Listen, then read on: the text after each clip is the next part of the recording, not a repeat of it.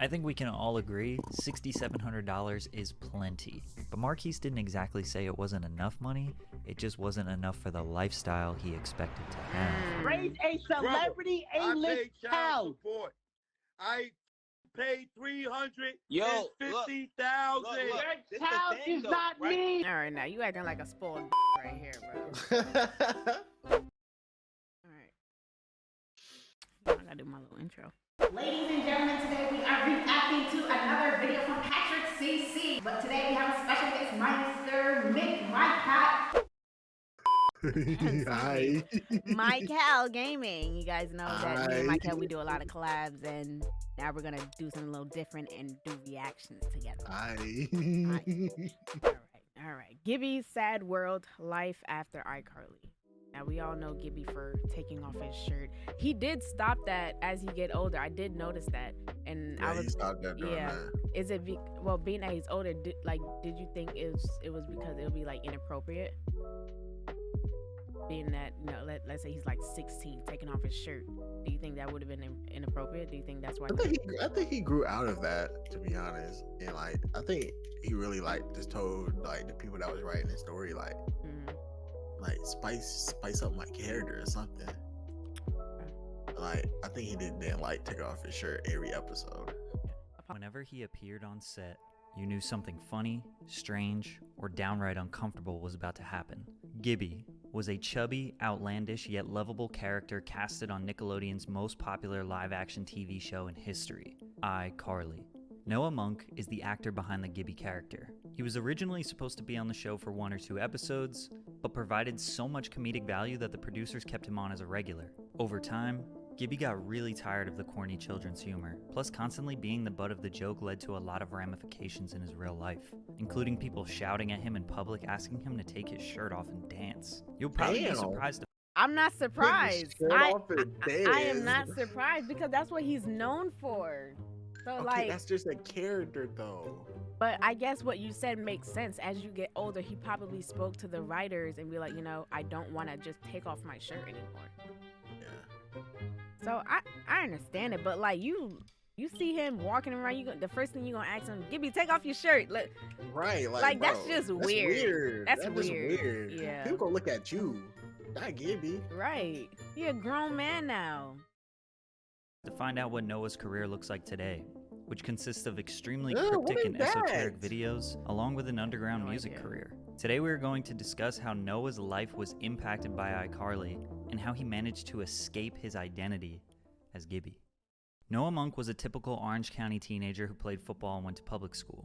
He knew he was interested in arts, so he slowly got into acting classes, which led to doing plays and performances. The acting classes would have talent agent auditions, where agents would come in and look for the next big star. It's the most California shit ever. At 10 years old, he got an agent who got him his first audition, which was for the show iCarly. The audition was just for an episode or 2, but the production team realized how valuable he would be as a goofy side character, so he became a regular on the show for 57 episodes. One thing I could not find out is if Noah was trying to establish any credit, because we know he didn't have the extra debit card. Man, get him out of here, bro. Come on, bro. Like, smooth transition. I give you that, but nah, bro. Congrats on your sponsor. Credit. Congrats on your sponsor, bro. The iCarly show is about a young girl who runs an internet video blog with millions of viewers. Her best friend Sam is her co-host. Their friend Freddie is their filmer.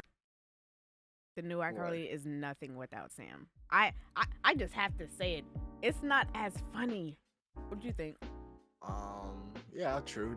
I missed the butter sock and like her jokes. Her aggressiveness. Right. Who are you rooting for between like Freddie having a romantic relationship with Carly or Sam? I think Sam was better. Really? Yeah, because like nobody didn't expect it. You gotta think about it. Nobody didn't expect it. Like, and then like they made that episode of he never kissed a girl, and then that's when Sam kissed him.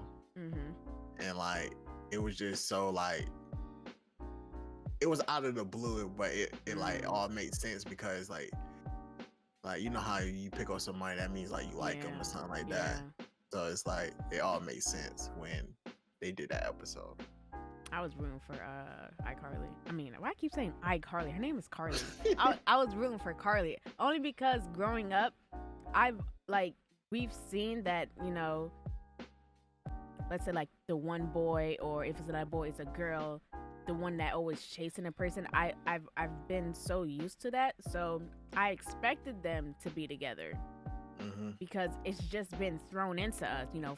Freddie always had feelings for Carly, so it just made me think that eventually they're gonna come together. Like, and then they made that thing with Sam. I was like, oh, interesting. Right, they spiced it up. Yes. / tech support, and it's all filmed in the upstairs of Carly's brother's apartment. Gibby is just a kid that goes to school with them. He's an easy target for jokes and is someone they can pick on. Quickly, by the end of season 1, he became more of a friend to them. A wacky friend, but he has a lot of endearing qualities to him. He's sweet, very friendly, pretty stupid, but he isn't someone you want to bully. He was totally unrelatable, consistently doing such ridiculous things that had you totally excited for the unpredictability that he would bring next. He was mostly famous for his catchphrase, Give it! and taking his shirt off.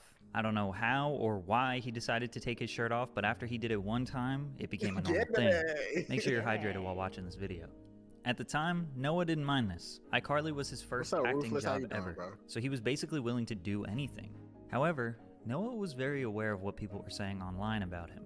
iCarly was a TV show about a web show, but they actually had a real website with blog posts, But they had a website for it? I didn't know. Hold on. Whoa, Wait, hold on. hold I on. didn't know that.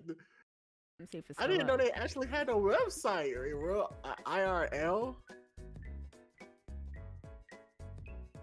But you can play games. They had a website. I didn't know that website was real. They have games. Oh, I gotta play these games. Okay, but let's get back to the video. I gotta see what games they got. That game look cool. Right. Viewers could also leave comments on the website. Noah says that age 10 and 11, he was So fat, OMG ill.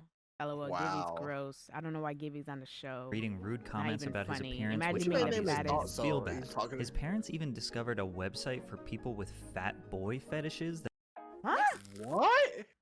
was posted all over. That's crazy. Needless to say, Noah had mixed emotions about the whole taking his shirt off thing. His parents never forced him to They all kind of look alike. continue acting. It was his passion. They were always around and kept a close eye on him. Noah speaks nothing Don't he but kind the of look high- like Kevin James a little bit? Not because he's fat. Kevin James. Yeah, Kevin James.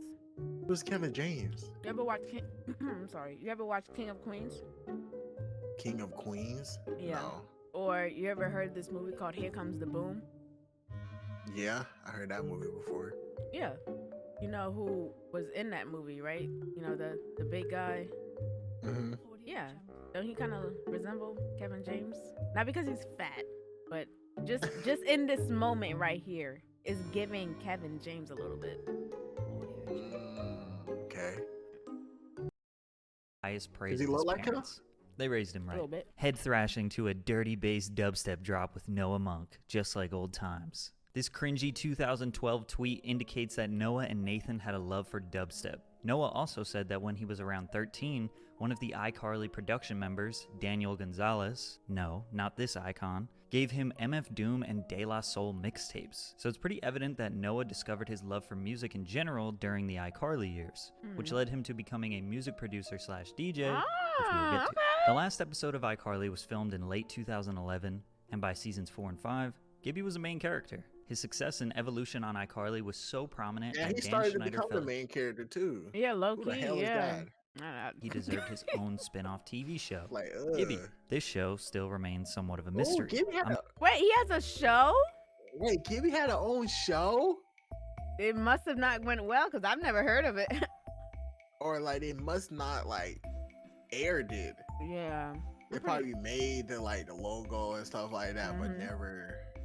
Yeah.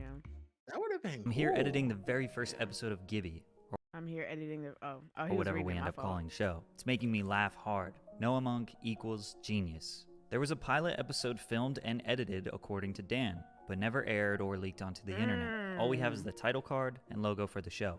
We also have 46 pages of the script for the first episode, one picture of what seems to be the cast and crew, and a few photos of what appears to be the film set. All of this is technically unconfirmed. Dan was begging Noah to show him his feet, and that's why we never got the... I'm just kidding. We don't know what happened exactly, but we do know that Gibby never got his own show. And in 2012 marked the official end of iCarly. 5 seasons in what some consider to be the best Nickelodeon live-action show of all time. Noah stayed busy, trying to get... What do you think is the best Nickelodeon show?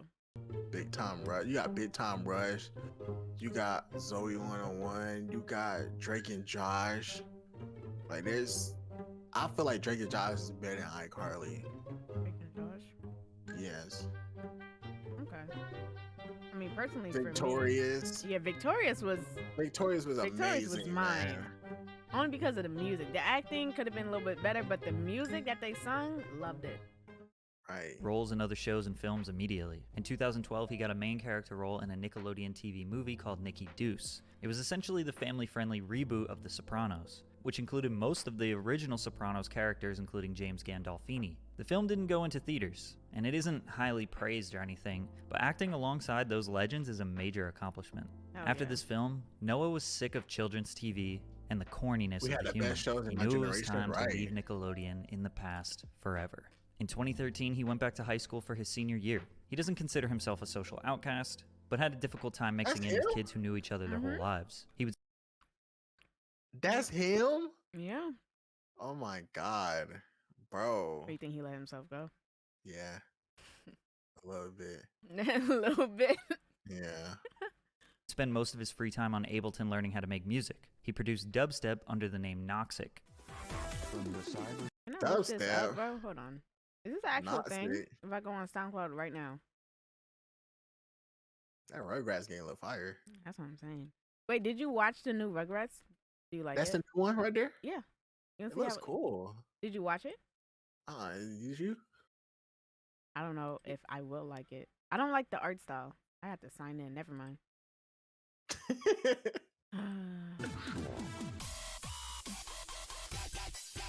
Okay. So he moved on to EDM trap. I guess so. It's like house music. And even experimented with rapping a little bit. Rapping? I gotta hear this. Oh. It didn't take long for him to want to get back into acting. Luckily, he landed a role as Naked Rob in the 1980s-based sitcom The Goldbergs. Noah plays a side character that acts as a best friend to the main character. He's been in 77 episodes, and the show has run for 9 seasons. He somehow managed to land 2 back-to-back shows that lasted for an above-average amount of seasons, which is very impressive in Hollywood. However, it seems like Noah still had the ghost of Gibby lurking above him. His new passions were not met with the utmost praise from fans. He was now 18 and a few years removed from Nickelodeon. Whenever he would post about his music, his new projects, or anything he was interested in, he would be flooded with troll and hate comments. Wait, hold on. Wait, I can't read his it. New projects, or anything he was interested in, he would be flooded with... Is this where Gibby went now? Gibby, what happened? Is this channel a cry for help? Why is Gibby so mad? With troll and hate comments, accompanied with people making him feel insecure about his appearance. He abandoned the Noah Monk Instagram and Twitter because of trolls and people just calling him Gibby. Gibby was kind of a punching bag on the show, so he feels like the fans do it back to him, not figuring out how to separate Gibby, the character, and Noah Monk, the real person. Noah doesn't take it too personally, but it definitely gets tiring when you're trying to move on with your life, talk about your music or your personal interests, and everyone wants you to remain that thing that you were at age 13. He did also deal with people demanding him to take his shirt off, literally yelling across a restaurant while he's trying to eat with his family. One time, even a random girl just jumped on his back while he was walking down the street. He started to resent the Gibby. And this is why people like, who was it? Was it? Oh my God, who was it? Someone was recording a celebrity, right? And he got mad. And he was like, why is your phone in my face? So he took her phone and he threw it. I'm not mad at that, bro. I'm not mad at that. You're not gonna just run up to a person, whether they're a celebrity or not, and like just disrespect them. That's just wrong. Yeah, with a flashing light. Right. Light. Like, who are you? Right.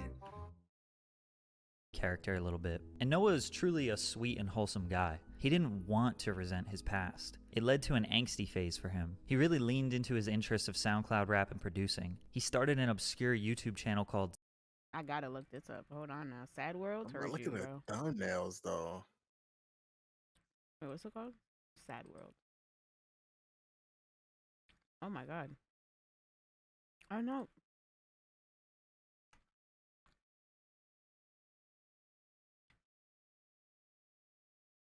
Is this him? Look at that, like, bro. Let's hear it. Let's hear one. Let's hear one.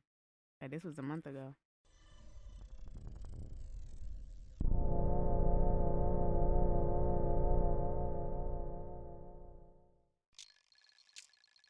Oh my Courtney, god. turn it off, man.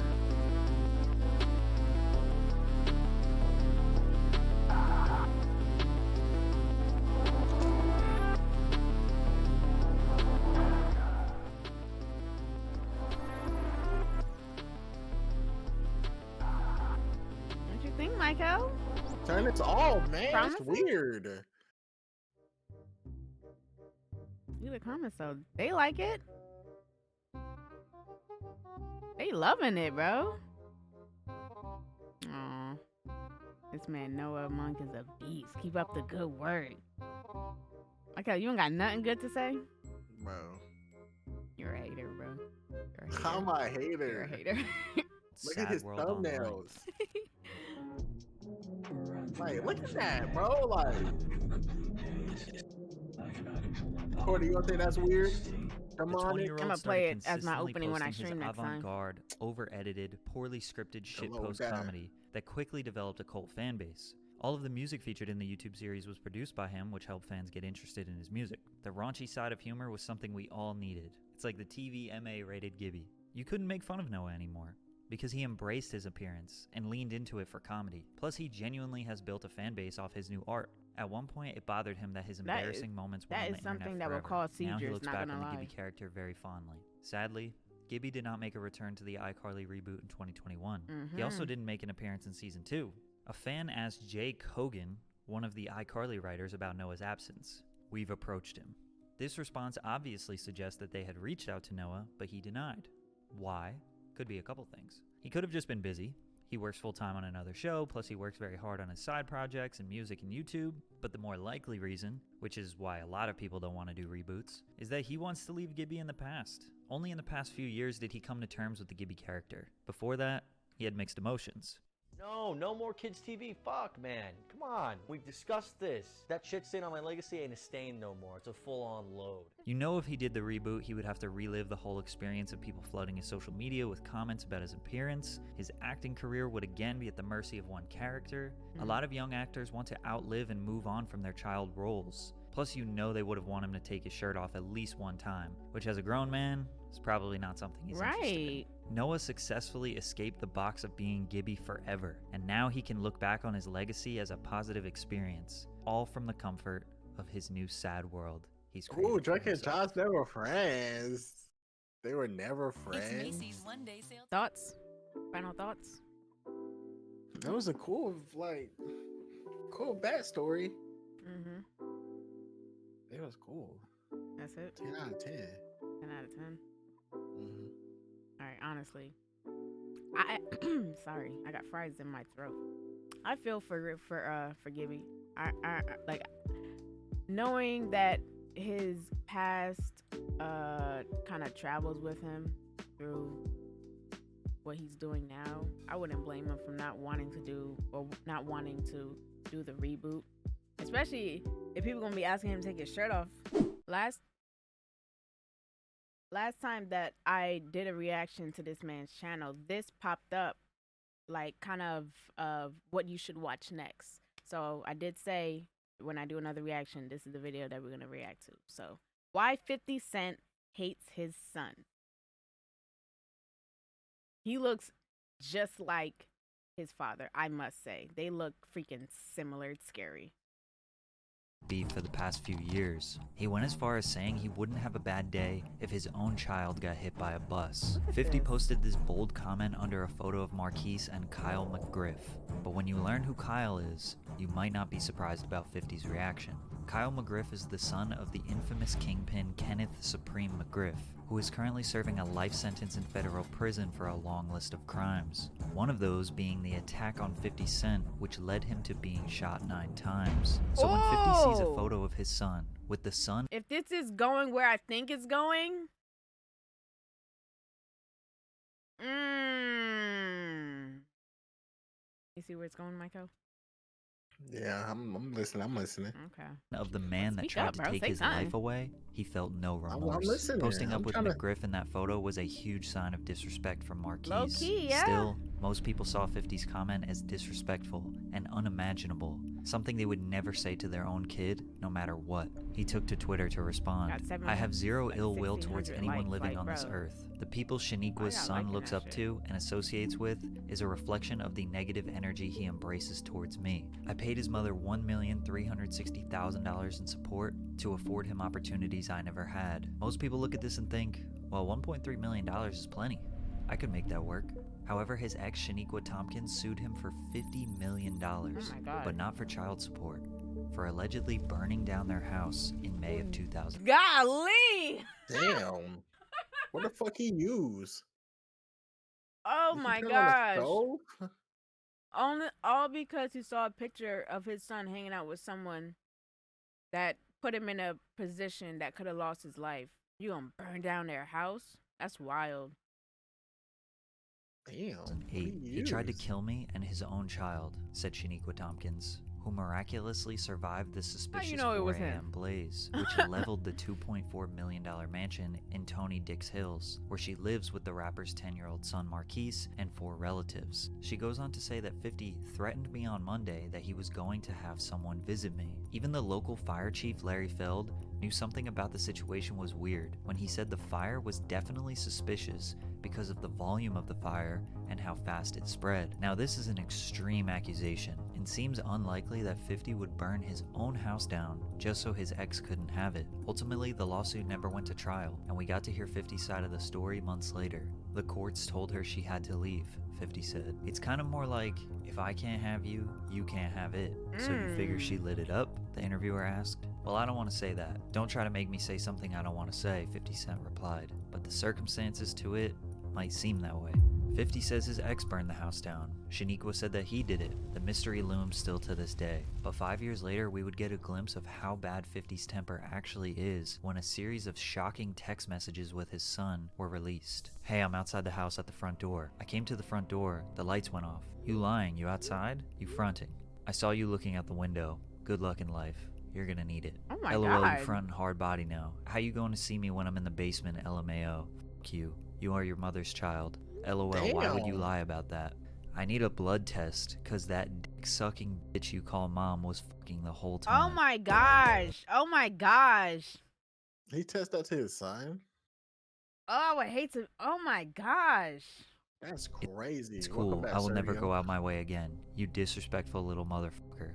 LOL, you never do. I don't know not father that doesn't even call their son for his birthday, or get him a gift for his B-day or for Christmas. You are your mother's child. I don't have a son anymore. To no surprise, people were mortified at these messages, confused how a father could speak like that to his 16-year-old son. How did it get this bad? It seems like 50 went out of his way to go visit Marquise, then Marquise didn't come to the door for some reason. Seems like an odd situation, and possibly an overreaction, but we never got any more details from it. However, Shaniqua went to the press a year later and said that 50 hasn't seen his teenage son in 2 years. 50 also didn't go to Marquise's high school graduation in May of 2014. Apparently, he wouldn't even call on his birthdays. This became a reoccurring theme, where Shaniqua would go to the press and publicly air out their relationship issues. 50 claims she is crazy, bitter, and entitled to money and fame just because they have a kid together. But the caveat to all of this is that 50 was contributing money to her and Marquise. A lot. $1.3 million in child support. An insane amount of money, which ended up being around $6,700 per month. But Marquise says it wasn't enough. It's $6,700 a month. Okay. That's not in my eye, it's not a lot of money. I've seen a lot of money. That's not a lot of money. Now, New York City is the most expensive city in the world. It is. So let's do some quick math. In New York City, a child is entitled to be supported by their parents until the age of 21. 50 and his ex split up in 2008. Marquise turned 21 in 2019. So 50 would legally have to pay support for 11 years. 50 said it was $1,360,000. So that would actually be $10,303 per month. But Marquise said it was just $6,700, which is a huge difference. Kind of weird, I don't understand the discrepancy, but let's just go with $6,700. The average cost of rent in New York City in 2009 was $2,400, and in 2019 was $3,200. Let's just call it $3,000 rent for a 2-bedroom apartment. For cost of living, we can go $300 for utilities, $150 for internet, $750 for car payment and insurance. You can also just ride the subway, that's $129 per month for an unlimited Metro card, $1,000 for food, I don't know, $700 for clothes. We just got up to $6,000, and as you can see, I overestimated on all these expenses, and $6,700 is still enough money. And that's not even including another potential $1,000, $2,000, $3,000, $4,000 per month that Marquise's mother could be contributing. I think we can all agree $6,700 is plenty. But Marquise didn't exactly say it wasn't enough money, it just wasn't enough for the lifestyle he expected to have. Raise a celebrity A-list child. I paid $350,000. Your child is not me. Brother. Your child is not me. Your child never been on a private jet before. Your child don't get fly like. All right, now you acting like a spoiled right here, bro. Because Bro, he what? wants to be, because he wants to do certain things that's obviously, you know, living lavish, living luxury. Like, bro, you being greedy right here. I ain't gonna lie. Calm down. Marquise thinks that since he is the son of a rap superstar, that he deserves a certain lifestyle. He says he has been in 13-bedroom mansions, flown private jets, traveled around the world. Why should he have to go back to living an average lifestyle? Most people are calling him spoiled, entitled, but Marquise denies that. So when he paints this entitlement shit out in the public, he's entitled. Bro, I could have went to school and flunked out 5-10 years, and I didn't. Because I'm not entitled and I do not care about no bread, bro. And if I really care about some bread, I'll be kissing his ass. Based on Marquise feeling like he needs to live a certain lifestyle, being the son of an A-list celebrity is literally the definition of entitlement, which is believing oneself to be inherently deserving of privileges or special treatment. Entitlement creates resentment. If Marquise asked for a pair of Jordans on Monday, his mother would make sure they were on his feet by Tuesday. It still didn't make him happy. Instead of being excited to rock his new... Wait, this man wrote a book, bro? I'm just not real. I'm just not real. He wrote a book? Oh my gosh. Pair of Jordans. All Marquise could think about was all of the retro Jordans he didn't have. All the different flyaways and colors that weren't in his closet. When he should have felt gratification, all he really felt was disappointment. 50 wanted his son to work for his own money, As he not just live off of should. his father. My issue with Marquise wasn't that he wanted all those sneakers. When I was a kid, I wanted sneakers too. The difference is that I was willing, make that determined, to do the work necessary to obtain them. I wouldn't for a second want Marquise to have to resort to the type of work I put in to get my kicks. At the time, I perceived selling drugs as the only viable option in my environment. Oh, he was playing So I power for pursued it. real.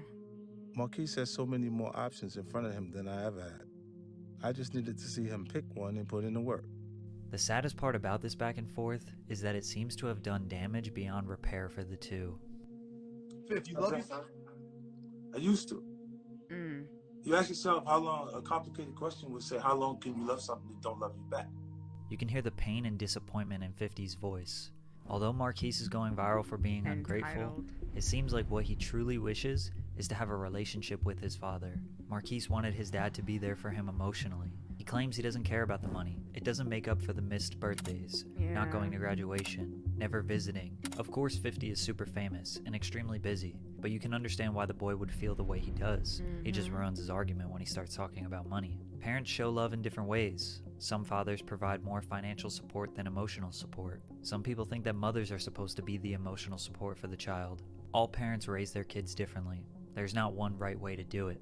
The most toxic part about this whole situation is that instead of talking to each other, they air out their differences on Instagram Live, radio interviews, and through TMZ. 50 is known for being petty.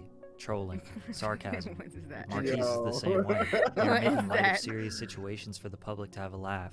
Or for some instant I know they did not One thing we put know for his sure face right is that there. the only way this will ever get solved is if 50 and Marquise finally decide to sit down and talk everything out privately off of social media. It's the way he's talking to his son that's like wild, bro. And then you're gonna burn down their house. That's messy. All this is just messy. It's messy, messy, messy, messy, messy.